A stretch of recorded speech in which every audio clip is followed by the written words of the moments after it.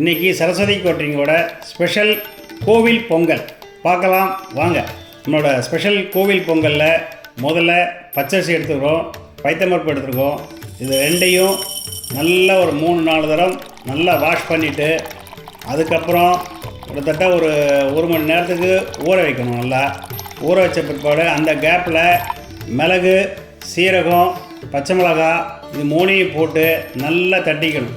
நல்லா இடித்து பொடி பண்ணணும். இந்த கோவில் பொங்கலில் ஒரு சீக்ரெட்டே பார்த்திங்கன்னா இந்த பச்சை மிளகாவோட அந்த ஃப்ளேவர் மனம் கொடுக்கறது தான். நீங்கள் பெருமாள் கோயிலில் இதெல்லாம் போனீங்கன்னா இந்த பொங்கல் ஒரு வித்தியாசமான ஒரு டேஸ்ட்டில் இருக்குதுன்னு எல்லோரும் சொல்லுவாங்க.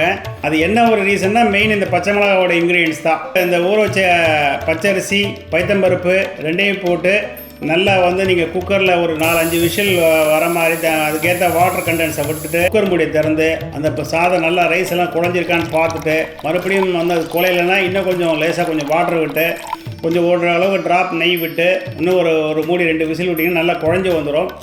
அதுக்கப்புறம் நல்லா குழஞ்சி வரும். நல்லா மசிச்சு விட்டுட்டு கொஞ்சம் மேற்கொண்டு கொஞ்சம் உப்பு, பெருங்காயப்பொடி அப்பெல்லாம் போட்டு தாளிப்புக்கு நெய், முந்திரி, கொஞ்சம் இஞ்சி, கருவேப்பிலை எல்லாத்தையும் போட்டு தாளிப்பு போட்டிங்கன்னா மணக்க மணக்க மணக்க கோவில் பொங்கல் ரெடி.